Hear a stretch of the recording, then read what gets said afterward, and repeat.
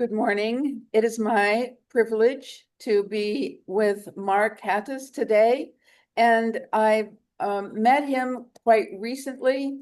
He is the co-founder of Journey's Dream, which I'm very impressed with in terms of the help that they're giving for people who are looking for very holistically oriented ways of working with mental health issues. And he's also the founder for the O Coalition, O meaning the letter O. And in that, he does spiritual coaching and he writes books. So he's one active guy, and I'm going to let him talk about his own spiritual awakening process and what it has led him into. So, Mark, a very warm welcome to you. And thank you so much for your willingness to tell your story of spiritual awakening. I know it's had some very challenging aspects, and I appreciate your being so open about it. Thank you. Absolutely. So I'll start at the heart of it. In September of 2011, I was hauled out of my house by paramedics and taken to a behavioral health facility after a week of pretty radically different experiences, things I'd never touched on before. And it included things such as I would be having a conversation with someone and I would hear in my mind what they were going to say before they said it. And then they'd say word for word what it was I just heard. Mm. Obviously, very strange and different. And it included also a miraculous healing where I had pulled a muscle in my back during that week and no one was home. I was on the floor. I couldn't move very well. I couldn't even roll over. And I felt these invisible hands roll me over and then start to stitch together and repair my back, and then rolled me back and came behind me and lifted me up with Oh, no pain. And I looked back to see who was there, and there was no one that I could visibly see, but clearly something physical was happening. And there are dozens of just really unusual stories, including walls moving and taking on these visions, such that even though physically I knew where I was with my eyes closed in the vision, it looked just as if my eyes were open, as if I'm looking at you, but I was in the stars and I was taken to God's throne, and it was a pretty wild ride. Mark, And I was can you give us a little bit of background? Like, were you having these unusual experiences before 2011, or were you very materialistically oriented? I think you were involved with tech. Maybe you could give a little background because generally a spiritual emergency just cracks us open and we feel not as close to what we had been doing, and all of a sudden the world looks really different. So a little perspective on where you were coming from before this happened might be. yeah, yeah, absolutely. So I was a tech entrepreneur. I started a software consultancy in 1998 and built it up over a dozen years. And it was before selling it. And it was in 2000. So I was very much a business guy, right? And performing, doing well. We built it up to about 20 million in sales. We had 150 team members.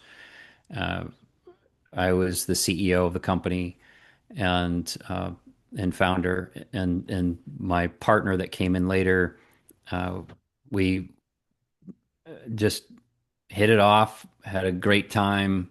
We're very worldly focused, but I was always spiritually minded. Growing up Catholic, went to Catholic grade school, high school, Jesuit college, and loved Jesus, just loved Jesus and loved Mary, prayed for guidance from the Holy Spirit.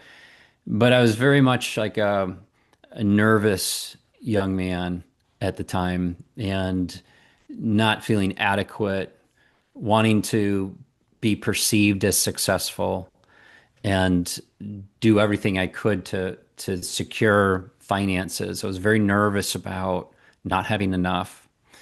And I grew up in a home where certainly we had enough, but didn't have a lot. And there were times my dad had been out of work once where we had not enough money to buy groceries and things of that nature.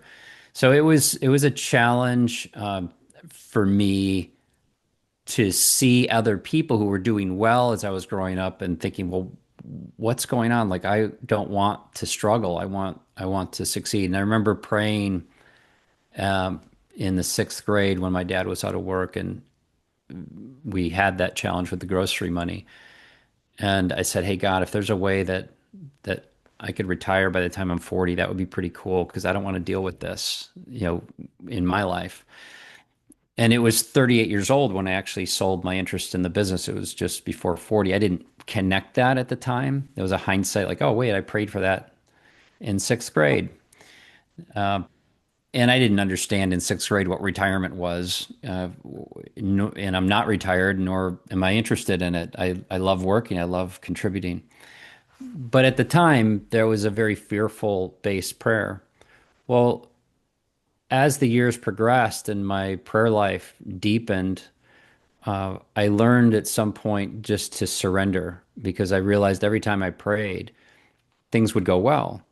And when I didn't, often I would distance and try to take control of my life.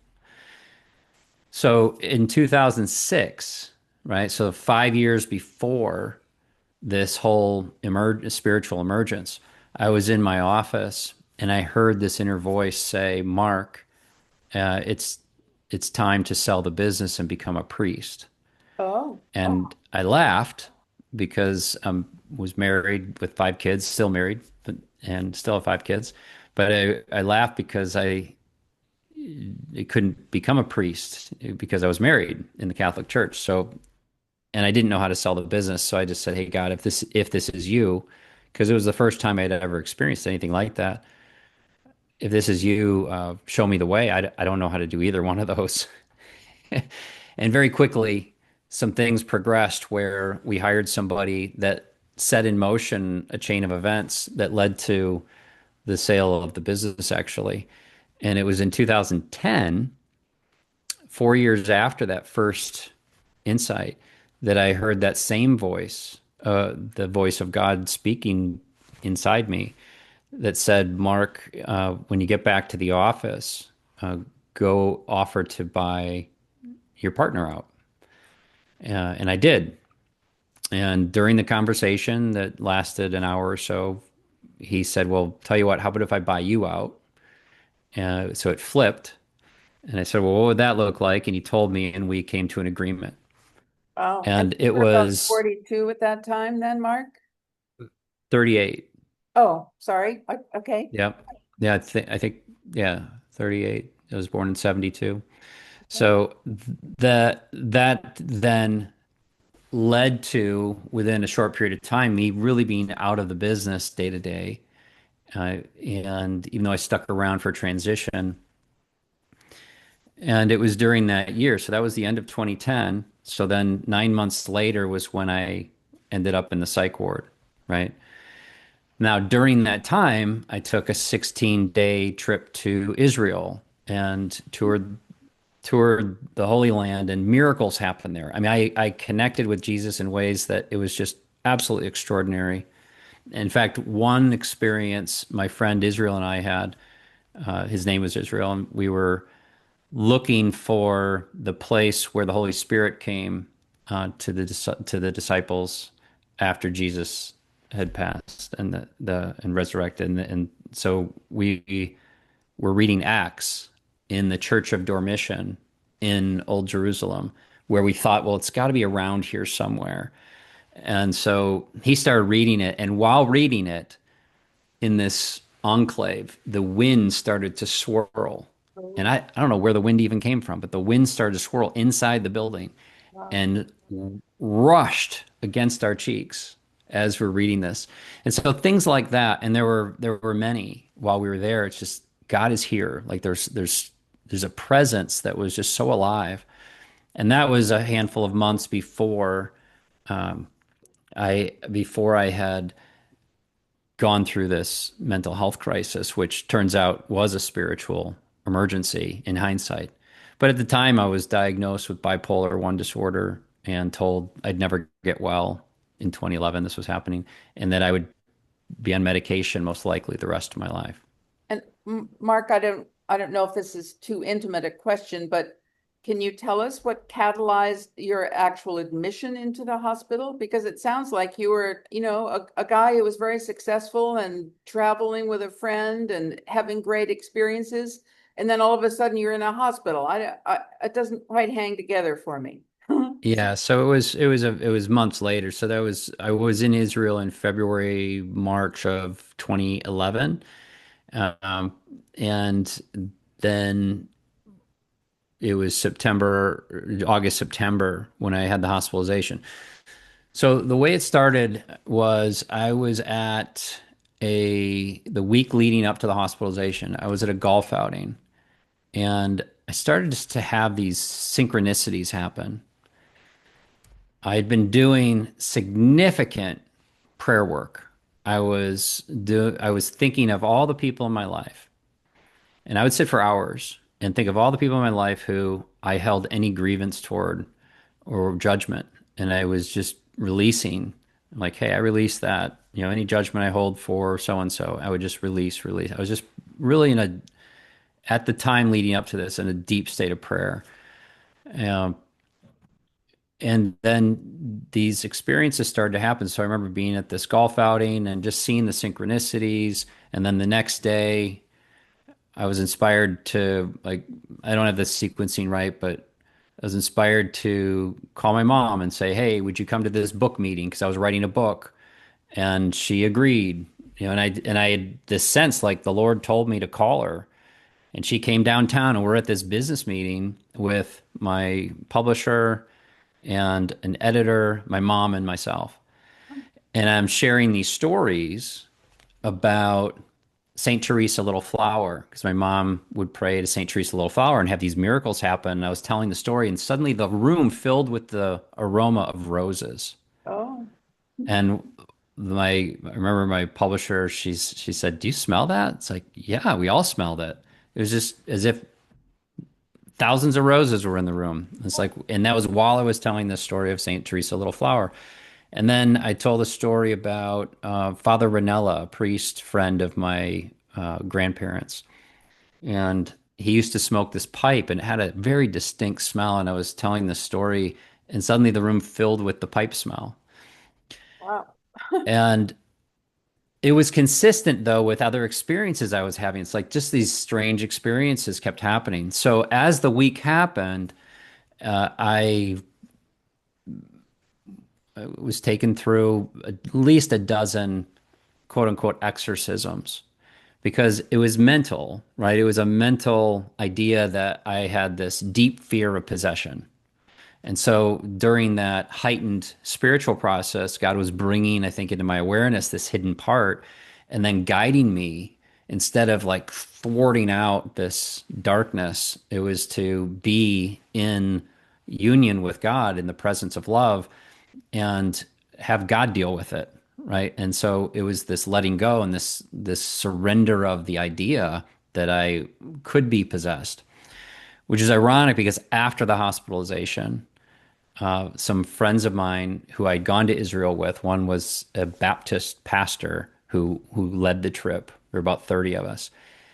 And they were concerned that I was possessed. And actually, I flew down to Texas and they did a whole intervention thing and prayer thing to exercise it. And I didn't have the same sense they did, but it was just so strange. Yeah. I didn't have a world that understood spiritual emergencies. It just looked crazy. I mean, it looked insane. So And were you calling yourself insane and crazy?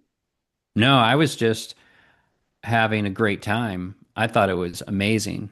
I was in awe Oh, because the visions and the things that were happening, I was being put into yoga positions and I didn't know yoga, but I'd hit a certain point where like my something would like crack and then this energy would just move through my body and it kept happening where I'd be moved into these positions, and I attribute it almost to be an attunement, like I was being tuned, but I wasn't the tuner. It was like the Holy Spirit was tuning me, is how I perceive it. And I think that I needed it. I was obviously way off. And I think that's why it was such an emergency, because I had become so worldly, even though I'd negotiate often as a younger man with God. It was always okay, I'll do that, but I was so afraid that I kept trying to control again. And so this was, I think, the time when God's essentially not said this, but essentially was saying, all right, we're done. We can't do this anymore. We got to speed this up. Let's go. And if I were around people who understood spiritual emergencies, they probably would have been able to guide me and Yeah. it would have gone a lot smoother. But I would go from exhilaration to questioning. And I could see that people around me were scared because they didn't know what was going on. My wife was scared. We had kids at the time, 13 down to 1 years old, five Oh, of yeah. them. And Mm, so she had never experienced any of this. So it just looked like insanity to the outside world. But to me, it felt like I was being brought to something, that there was a process I was going through and I wanted to finish. yeah. And so what led to the hospitalization was toward the end, um, I was perceiving in my metaphorical, not literally, but metaphorically, I was perceiving through a spiritual vision that I was in the Garden of Gethsemane. And I wasn't Jesus, but I was experiencing what Jesus had experienced, like almost like in the eyes of. Oh, And so I was seeing these dynamics happen and the parallels even. Like when I heard my wife calling the paramedics, I was even saying I was acknowledging the similarity of like Judas betraying Jesus, and my wife here is betraying oh, what God's doing in me. yeah. And I didn't understand it. Now, in truth, I was totally manic. So Mm, the bipolar diagnosis was a correct diagnosis. I was totally manic. I was out of my mind. I was not thinking clearly. No one could get through to me. I was having oh, experiences that other people had no idea oh, that could be real. yeah. Uh, but to me, they were very real. And it was needing to be interrupted. It just I what I'd love to do for people who are going through this is recognize that, hey, you don't have to interrupt it with a mental Mm, health diagnosis and medication and all that. There's other ways to interrupt it, but I didn't know any of them. mm, I do some of them now, the ones that God taught me, but I didn't know any of them at the time. So I just kept going deeper, deeper, deeper. yeah. And it probably, if it weren't interrupted, there's just the physical world and the spiritual world, it's almost like a big distortion. Mhm. And I perceived, by the way, I held in my mind that enlightenment was a certain thing. So I associated all these cool things that were happening to me with enlightenment. And that's not true in terms of where to go from a frequency standpoint. Yes, it was part of an enlightenment, but it was distorted as well. And so now, from a grounded standpoint, I recognize that actually we can be grounded and whole and experience the vastness of the transformation, but not go chasing after it. And that's where I got in trouble. I started chasing it, chasing it, chasing it, Oh, storming the gates, if you will. uh-huh. And it wasn't the right thing to do. It was just the desire was like, oh, I want more, I want more. It was Yeah. almost greed for it. Well, it sounds very compelling, Mark. Can I ask you a couple of questions at this point? Of I'm just course. wondering, when you were in the most intense part of this, were you able to sleep? were you able to eat? Like, what were your just lifestyle choices at that time? Were you going outside and being able to exercise? Just curious. Yeah, so I ate very little. I remember, in fact, when I went with my mom down to that meeting, I brought an apple with me, and 3 days later, I still hadn't eaten the apple, Mm. or anything. Oh, So I was not eating. I would not sleep very well. After the vision, I remember I think it was 3 in the morning when I had the vision where I was taken to the throne of God, which I'm happy to share if you'd like to hear it. But it was this really incredible vision. And then I had this conversation after with Mary, where Mary revealed some things to me. And then I went to bed, and as I closed my eyes, I saw a vision again. So I physically went to bed, but I was just awake for hours because I was still in this altered state. And so I probably maybe got an hour or two of sleep a night during that week, and that contributed for sure. And the lack of eating. I had at one point I thought, oh, I don't need food anymore because yes, I was never hungry. yes, yeah. So definitely in an extraordinary state of mind. Thank you for mentioning that. And that can propel a person going into something that can be easily called psychosis. When you're not sleeping very much, you're not eating, and you're not doing things that are grounding, like exercising in nature, for instance. Yeah, no, I wasn't doing much of that. It was very intense, very Yeah. very focused on different things of interest, Yes. and I felt it was like I said, it felt like I was being prepared for something the entire time.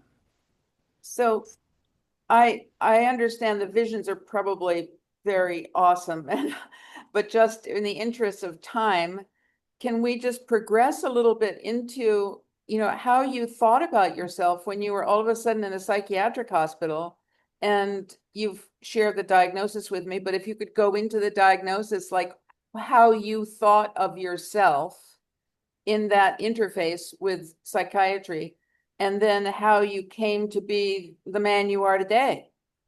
Sure. So I loved the behavioral health facility. I thought it was great because I met a bunch of people that were just like me, but it took me a couple days. So at first I was angry and didn't want to be there. But as I started to talk to people, it's like, oh, wait, these people, a lot of them got it. They understood, like they could relate. And even many of the people working there, they had their own experiences. So I felt very safe and supported Mm. by I guess the therapists and that group and the patients even. But then the introduction to psychiatry was very confronting. I couldn't leave the hospital unless I took their medication, and they, by court order, if they wanted to, they could keep me there. So either comply or face that. It's like, all right, so I complied. And over the course of a few days, it took a while, but eventually the medication knocked the energy out of me. And so no longer was I experiencing the same level of heightened awareness. And I started to realize how much damage I had done because I was calling people. I was planning, while I was in mania, I was planning to have people fly to Chicago. There were about 15 of them, people I knew very well. And I was talking about this urgency and how important this was. And there's this, so I was setting something up and like, oh, all these phone calls. So I was thinking, oh, how do I get a hold of people? And so I was trying to remember phone numbers and call the people I could. And I just felt so bad at some point, like, oh, I really made a mess of things. And then the impact on my family, the fear that I knew my wife had gone through and my kids of what was going on with dad and husband. I mean, it's just, so that started to hit home, which during the heightened state, I didn't think of at all. Yeah. I wasn't in tune with them. I was very focused on what was happening with me. And then I found that there eventually the psychiatrist, as I mentioned, said, there's no cure for this. The most we know about the brain we learned in the 90s, and we still don't know much, and plan on being on medication the rest of your life. And that just didn't resonate with me as soon as I heard it. I remember sitting in the bed, and he was sitting on the side of the hospital bed there. Uh, and I'm a faithful person, obviously, and also an entrepreneur. So, like, okay, it just didn't make sense. Like, what do you mean there's no cure for this? And it just didn't resonate for me. So, but I complied, went home. When I got home, Emma, I felt like Russell Crowe in the movie A Beautiful Mind when he got home. And if you remember that scene, he's in the kitchen with his wife and he's playing with a toy, and he had been at this in this illustrious experience as a spy and all this, and suddenly he's playing with a kid's toy and he says, "Honey, like, what do people do?" Yeah. Because life was so boring and uninteresting compare in comparison, and that's how I felt. Like life sucked. It was very empty. Like, what do people do? I obviously was still confused and not fully with it, but and I didn't want to get well. I wanted to go back. Uh-huh. I mean, I wanted to finish. I thought it was interrupted. Whatever was happening, it's like it didn't feel complete. So that's how I felt, and I more confusion than anything. And then what happened is on 11/11/11, I gave a TEDx talk, which I had planned, and this was only 6 weeks after the hospitalization. So I'm medicated, preparing for this talk, get up on stage, and shortly into it, my consciousness shifts to the side of the stage. So I was watching me give the talk, but I couldn't hear the words. And I just asked, well, how is this happening? And boom, I was back in my body. Uh-huh. And I felt embarrassed, because I'd prepared so much and I was confused and embarrassed. And shortly after that, I prayed. I said, God, if there's a way to heal this, show me the way. And instantly my hand lifted off my lap and I grabbed this book called Teresa of Avila. I'll grab it here. It's Teresa of Avila, An Extraordinary Life. And she's a 16th century mystic. And in there, as she's talking about her mystical experiences, she says that the world would call it madness. And I laughed. And my wife's like, "What are you laughing for?" And I said, "Well, if St. Teresa were alive today, she would have been locked up too." Like suddenly I felt hope. Like I'm in good company. Like maybe it's not what people thought. And she was crying. I said, "Why are you crying?" She said, "I just know you want to go back there." And I couldn't lie to her. I just stayed quiet because I knew she was right. I wanted to go back there. And I kept trying. How do I get back there? How do I get back there? But I wasn't conscious in it.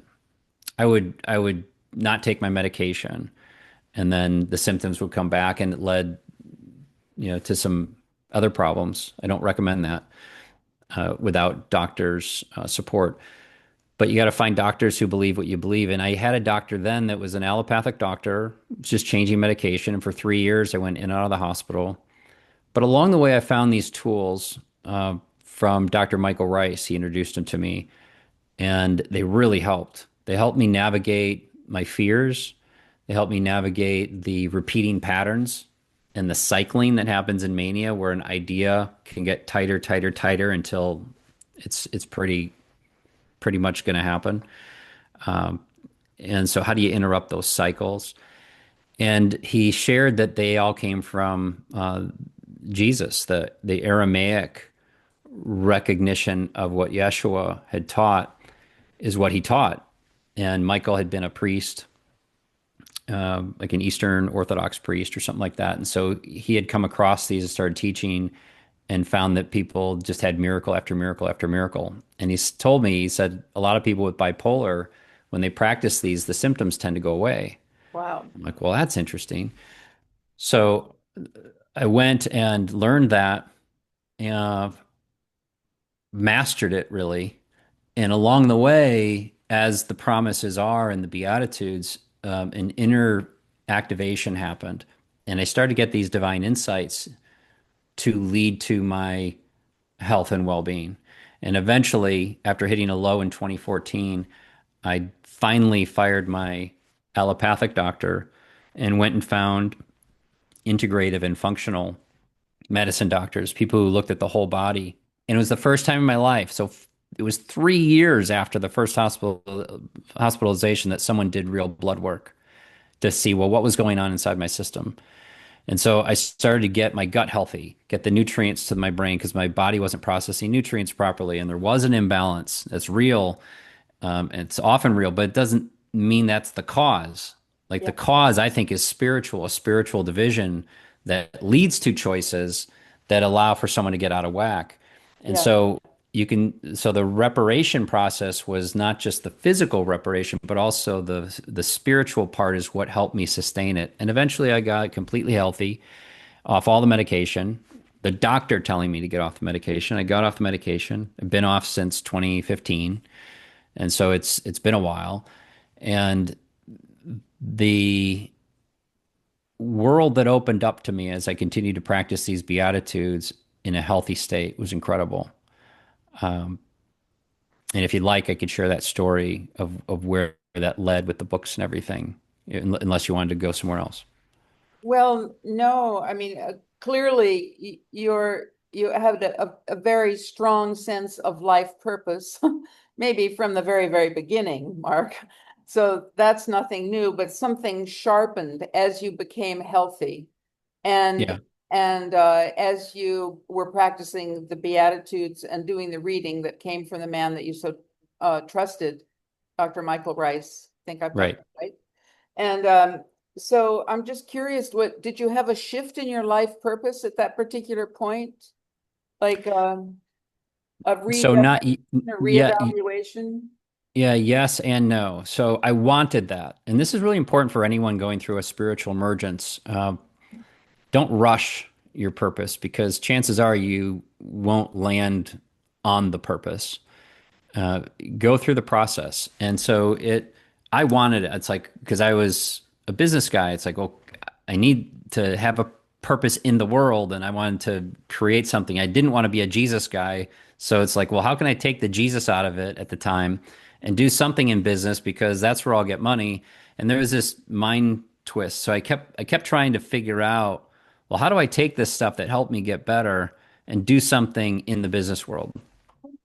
Well, God had other plans for me, but I didn't know it. So this is 2015, and in 2015, my son asked me to start telling him stories. He was nine at the time, and after a handful of stories, I heard this inner that I was trying to come up with. I heard this inner voice, the same inner voice that told me to offer to buy out the company and that told me all that stuff. The same voice said, "Mark, don't tell him a story. Allow the story to come." And I just shrugged. I'm like, okay. And so then this force from within me just came out and my lips started to move and words started to come out. And there was this amazing story. And I turned to Henry at the end and said, "Hey, what did you think of that?" And he took his fingers out of his mouth. He used to suck his fingers and he put his thumb up and he said, "That was really good, Dad, but it's just going to get better. Oh, I know you're just learning." oh, And that's when the tears fell. And it's like, wow, who is this talking? Because that did not sound like my 9-year-old. It sounded like the Holy Spirit speaking through him. yeah. And what was interesting is all the stories after that came the same way.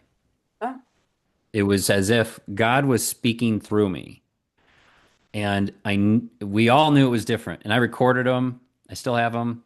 It was just amazing. But it was an awakening toward my purpose. And that's the key. It's like we don't always get the purpose like, this is your purpose, Emma. It's a journey. And so the journey, like I couldn't have heard my purpose at that time. And so God had to refashion me and remold me. And so I never had a concept of writing a book prior to that.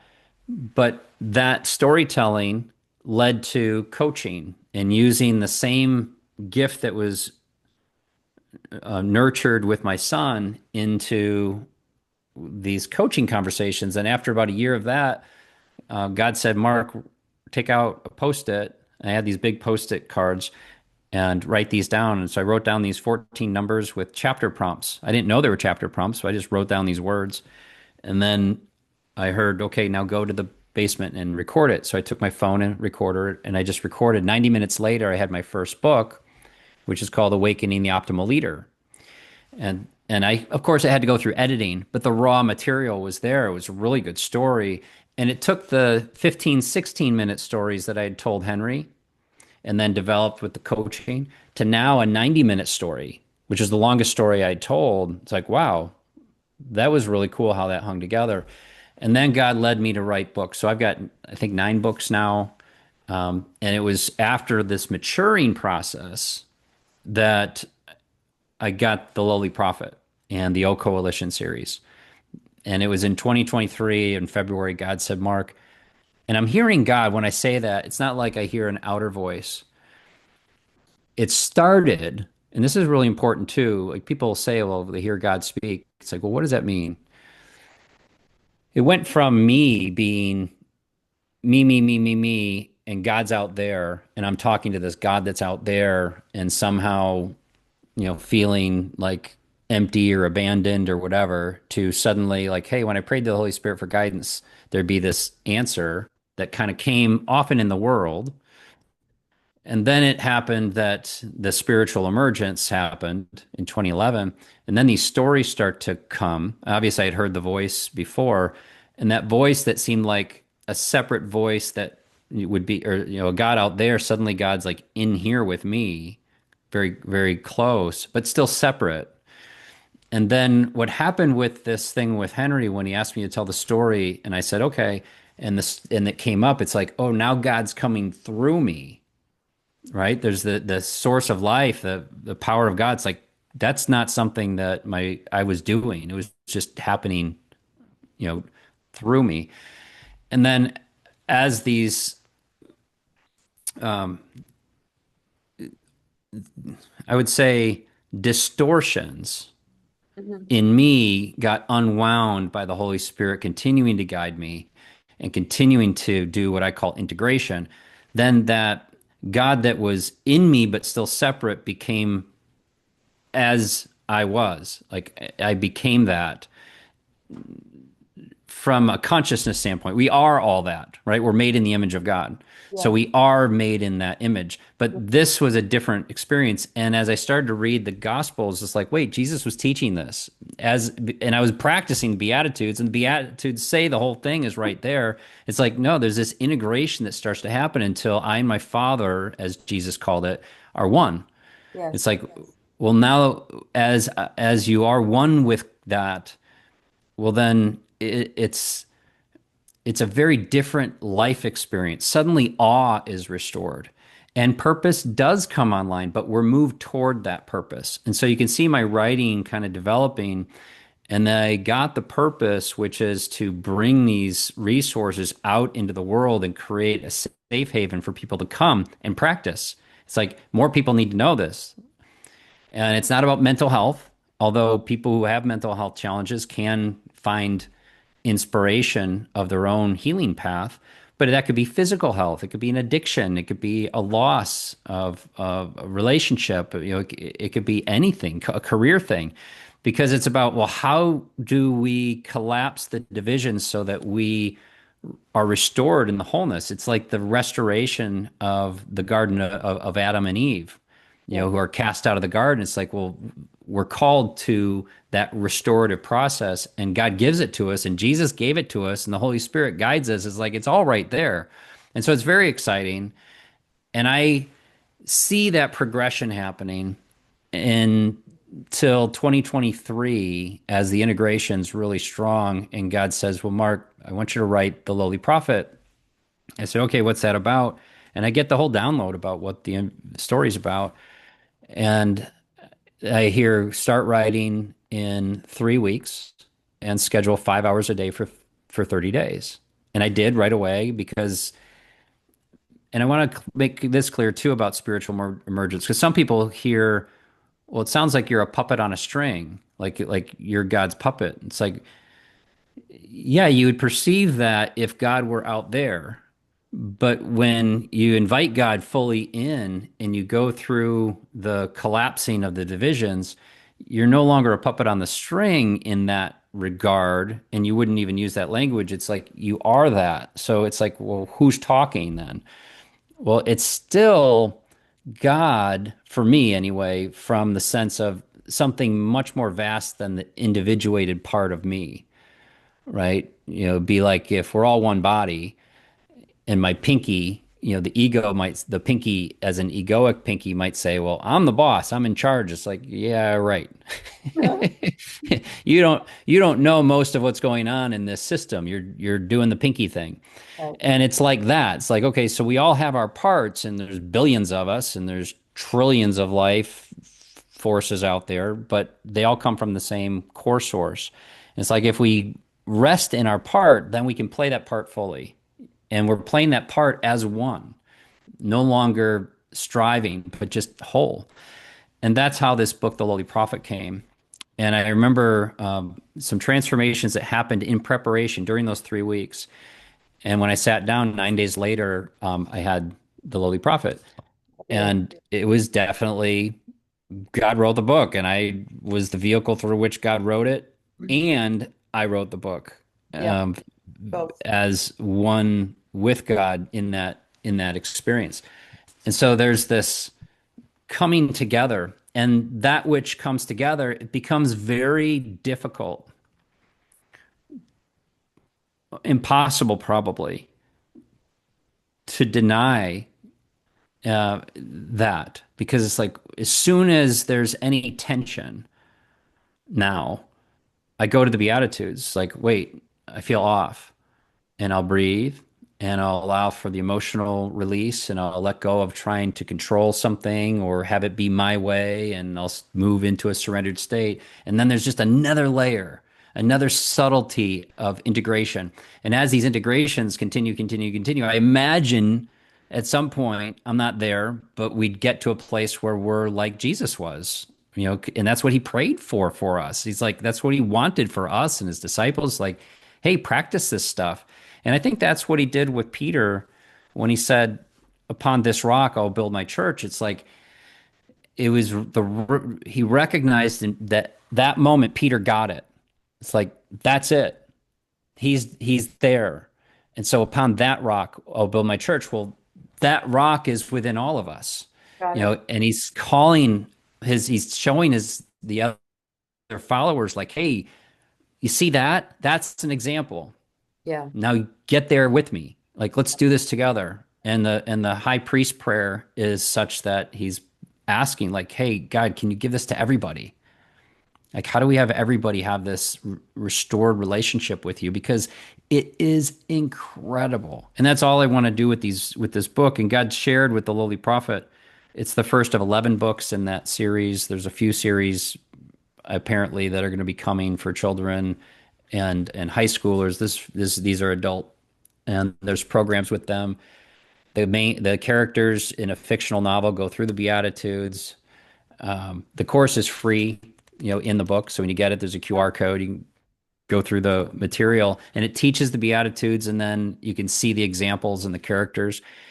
And it's just one way that, we're getting this out there. We're building a community where people can come and practice together and connect and collaborate. Because for me, what else is there to do?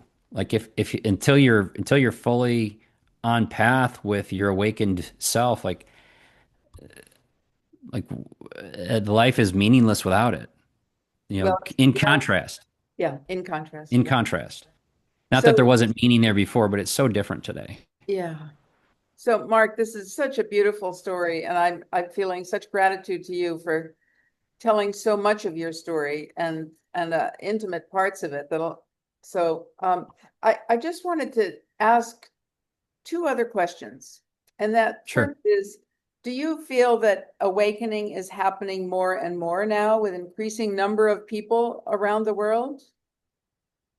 And you can answer, Absolutely. yeah, and do you have any proof of that, or is it a strong feeling inside? Like, where do you go to answer that question in a satisfying way for yourself?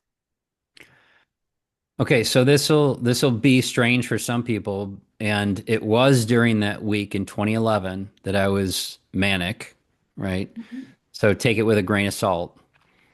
But when I had that vision that I didn't explain the details of, after the vision, Mary showed up, Mm. Jesus' mother, and there was this. I just knew it was her, and we talked, but it was a telepathic communication. And if anyone's done telepathic communication, you know what I mean. If you haven't, you probably think that sounds really crazy, but it happened. And we had this whole conversation, and I asked her because I felt so alive, and it's like, wow, I just had this experience with God that's like extraordinary. And she said, I said, well, Mary, like, how many people have experienced this? And she said there were five or six, soon to be seven or eight at the time in 2011. And that could have been a metaphorical number, right? Mhm. Because in the spiritual language, there's a lot of metaphors. And she said, soon though, there will be 700 million. Wow. And she said, at that point, it's over. What's over?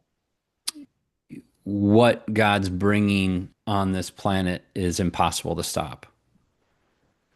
Wow. Well, And it, I'm glad I asked the question. Go ahead. I don't mean to interrupt. well, what's interesting, and I don't have permission to share the number, but I, in private prayer, asked God, like, hey, what is happening now? Because the world's obviously in Yes. many degrees of unraveling the parts that have been hidden. The parts that are hidden, they cannot remain hidden. If people think they're holding secrets, like BS, like you are totally fooling yourself. You cannot hide. And so if you think you're hiding, it's just a matter of time before you're going to be unhidden. And we've seen that with the Me Too movement, right? We've seen that with the trafficking, Yeah. with all the craziness. And now we're seeing massive external battles happen, right? And so in that frame of mind, I said, well, God, where are we at now? Could I get kind of an update? And I got an update, and it is further than I thought. There's a lot. A lot of people have woken up, and but there's still a lot to go. But I would say that more progress than I had anticipated. There's a lot of people who have already woken up, and if you see somebody going through insanity, it's just a stunted, suppressed wake up process. If someone's suicidal, they're suicidal because they want the parts of them that aren't alive to die, and the brain, who they've made the master because we've trained people to have the brain be the master, is trying to help them. Like, oh, well, here's a way to die. And then, if they're really distorted, they can go right down that path rather than recognizing the spiritual death that we're called to so that new life can come, and having a framework, which is what I do with the Beatitudes, like give people a framework, like, hey, you can get through this, Yes. navigate it. But that's going to be depression, even bipolar. When you look at manic energy, well, what's manic energy? It's the suppressed energy that comes out in terms of this euphoria because there's so much that's been in distortion, Yeah. and that has to be undistorted. Well, we don't know how to undistort it. The brain doesn't know how, but the Spirit of God does. And so how do you lean in and allow for the Spirit of God to come alive in you and start to guide and lean in and start to build that trust muscle? Because we will only be given what we can handle, but if we allow it, we will be moved out of our own way, Yeah. so that those integration points can happen for our path. And that's why we're never prescriptive. We're never like, well, Emma, you should do this. Like, I don't know what you should do. I don't even know what I should do. I surrender. But what we can do is we can remind people of the roadmap that exists, which is a surrender roadmap And the promises and the Beatitudes show exactly the trajectory, if you practice these, of what you're headed toward. And you're headed toward what all the prophets, what all the saints, what all before you who've ever gone through an awakening, they've done the Beatitudes, whether they knew they were doing them or not, because it's the only way. Yeah. It's a repeatable journey that people have to go to unwind the divisions inside themselves so that they can reconnect. So yes, I'm very excited about what's happening on the planet. There's massive awakening. All the distress, celebrate it, because that means that we're that much closer to God's kingdom really being, fully realized right here.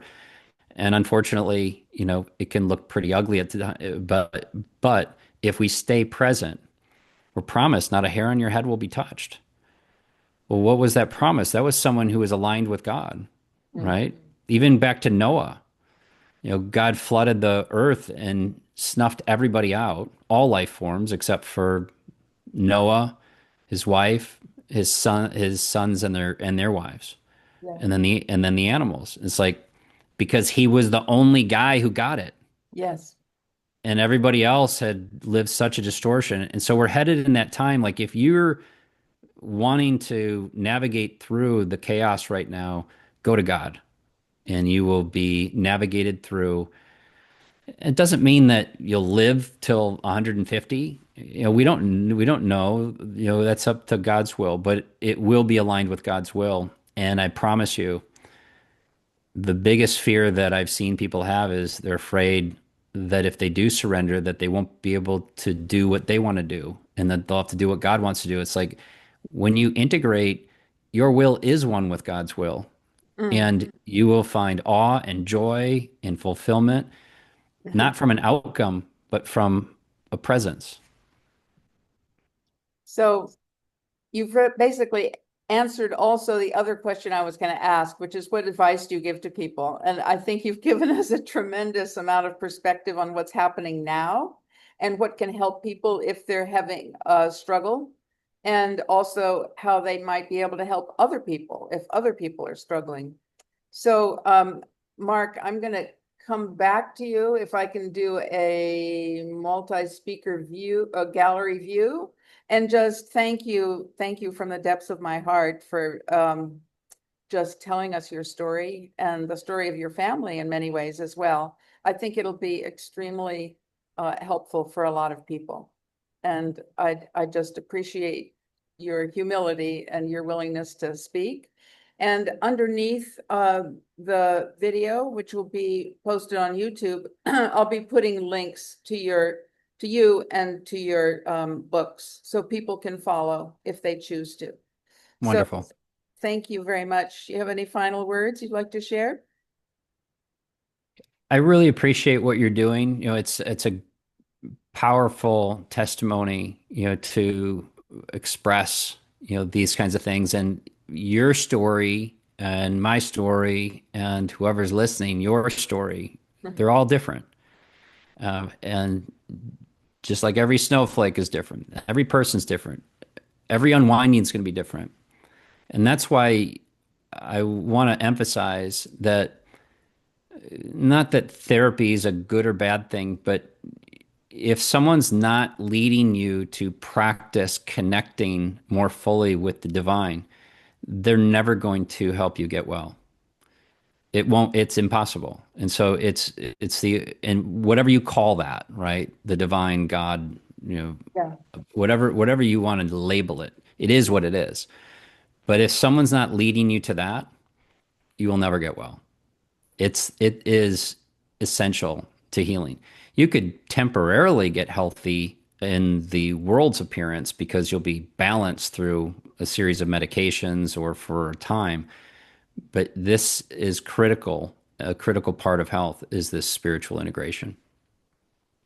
Thank you so much. Very wise words. Wonderful endpoint. And until the next time, Mark, that I get a chance to talk to you, thank you so much for being with us today. Thanks, Emma.